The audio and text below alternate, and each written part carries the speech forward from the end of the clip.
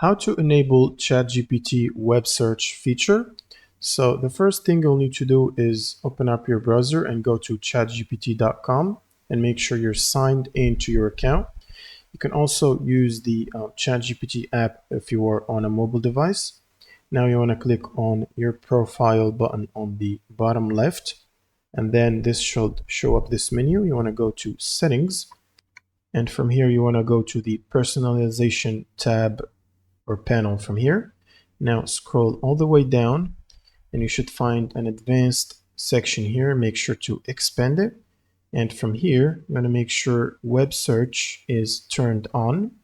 And once it's turned on, you can basically close out of this menu. You can also enable connector search if you want ChatGPT to automatically search connected sources for answers. And once you've enabled that, you can close out of the menu.